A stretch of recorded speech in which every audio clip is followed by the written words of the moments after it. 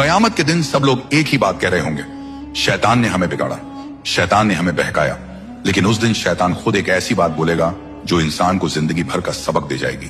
कयामत का दिन होगा, आसमान तोड़ दिया जाएगा, जमीन बर्फ की तरफ पिघल रही होगी, हर तरफ अंधेरा, चीख, अफरा तफरी होगी, लोग दौड़ रहे होंगे, कोई हिसाब से भाग रहा होगा, कोई अपने गुनाहों से।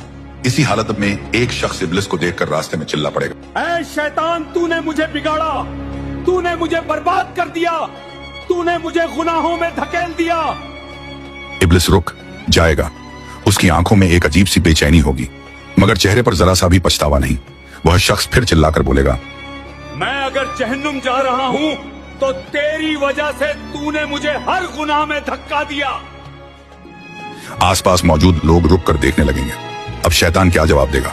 हवा थम जाएगी, सन्नाटा छा जाएगा और इब्लिस बड़े सुकून से कहेगा, मैंने तुझे कब धक्का दिया?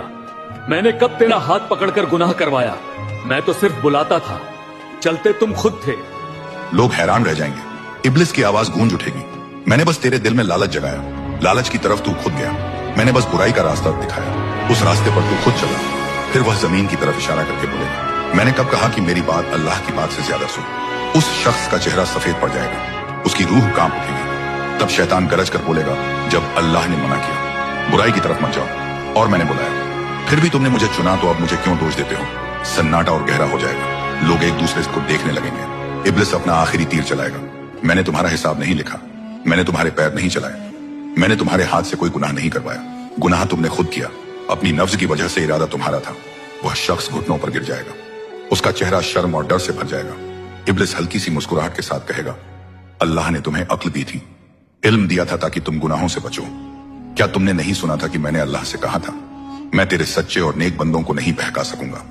तो अगर तुम बहक गए तो सोच लो तुम किस रास्ते पर थे, और फिर एक सख्त सच्चाई सब पर खुल जाएगी। जिम्मेदारी हमेशा अपने अमाल की होती है। कयामत के दिन न शैतान किसी का बोझ उठाएगा, न दुनिया, न वह लोग जिनके लिए तुमने दुनिया में अल्लाह को भुला दिया था। हर इंसान अपने अमाल के साथ खड़ा होगा। गुनाह का बहाना शैतान नहीं, गुनाह का फैसला इंसान खुद करता।